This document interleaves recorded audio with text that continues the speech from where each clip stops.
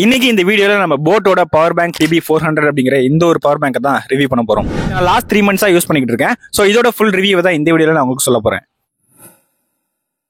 First பாக்ஸ்ல இருக்க contents, type C charging cable ஒன்னு, போட் தேங்க்யூ கார்டு ஒன்னு, வாரண்டி கார்டு ஒன்னு, அப்புறம் ஒரு யூசர் மேனுவல் அண்ட் ஃபைனலி நம்மளோட பவர் பேங்க். பாக்ஸ்ல இந்த 5 கண்டென்ட்ஸ் தான் இருந்துச்சு. ஃபர்ஸ்ட் பவர் பேங்கோட பில் குவாலிட்டி பொறுத்த வரைக்கும் பாத்தீங்க அப்படின்னா இதுல அலுமினியம் யூஸ் பண்ணிருக்காங்க. சோ ஒரு நல்ல டியூரபிளான பவர் பேங்க் தான். சோ நீங்க கீழே போட்டாலும் எந்த வித பிரச்சனையும் இல்ல, குறிப்பிட்ட ஹைட்ல இருந்து மட்டும். நெக்ஸ்ட் டிசைனுக்கு வருவோம். சோ இதுல பாத்தீங்க அப்படின்னா டோட்டலா 4 போர்ட்ஸ் வந்து கொடுத்திருக்காங்க.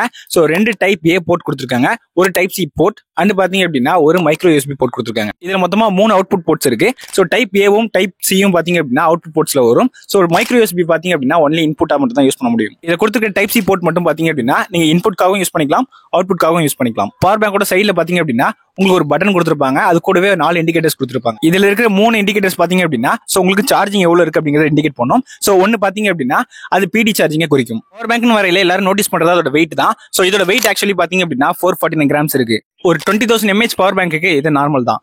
நெக்ஸ்ட் பவர் பேங்கோட ஃபீச்சர்ஸ் பாத்துறோம். சோ இதுல நமக்கு பாத்தீங்க அப்படின்னா ஃபாஸ்ட் சார்ஜிங் சப்போர்ட் இருக்கு. சோ மேக்ஸிமமா உங்களால பாத்தீங்க அப்படின்னா 22.5 வாட்ஸ் வரைக்கும் சார்ஜ் பண்ணிக்க முடியும்.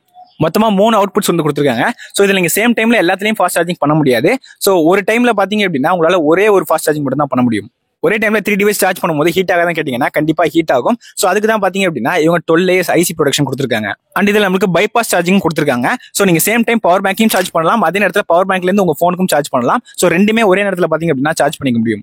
நெக்ஸ்ட் திங் பவர் பேங்கோட சார்ஜிங் டைம். இந்த 20,000 mAh பவர் பேங்கை நீங்க சார்ஜ் பண்றதுக்கு உங்களுக்கு ஆல்மோஸ்ட் பாத்தீங்க அப்படின்னா 6.5 hours ஆகும். சோ இது வந்து அப்ராக்சிமேட்டா தான் நான் சொல்றேன். சார்ஜிங் டைம் கொஞ்சம் மட்டும் டிஃபர் ஆகும்.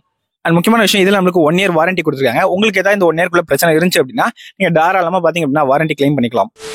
ஃபைனலா இதோட பிரைசிங் டீடைல்ஸ். சோ இது டோட்டலா பாத்தீங்க அப்படின்னா 4 கலர் ஆப்ஷன்ஸ்ல அவைலபிள் இருக்கு. இதுல 10,000 mAh பவர் பேங்க்கும் இருக்கு. சோ அது பேர் பாத்தீங்க அப்படின்னா PB300 இருக்கும். 20,000 mAh பவர் பேங்கோட பிரைஸ் பாத்தீங்கன்னா 1599 ரூபீஸ்க்கு சேல் பண்ணிட்டு இருக்காங்க. இதை நான் பிக் பில்லியன் டே சேல் வாங்கினேன். சோ அதனால என்னால பாத்தீங்க அப்படின்னா 1350K வாங்க முடிஞ்சு. இந்த பவர் பேங்கோட பெஸ்ட் பை லிங்க் வேணும்னு நினைச்சீங்கன்னா சோ கீழே டிஸ்கிரிப்ஷன்ல கொடுத்துருக்கேன். ஓகே, இந்த வீடியோ கண்டிப்பா உங்களுக்கு யூஸ்ஃபுல்லா இருக்கும் நினைக்கிறேன். இந்த வீடியோ யூஸ்ஃபுல்லா இருந்துச்சு அப்படின்னா மறக்காம லைக் பண்ணி நம்ம சேனலை சப்ஸ்கிரைப் பண்ணிக்கோங்க. சோ இந்த மாதிரி கண்டென்ட்ஸ் பார்க்கணும் அப்படின்னா நம்ம சேனலை தொடர்ந்து ஃபாலோ பண்ணுங்க.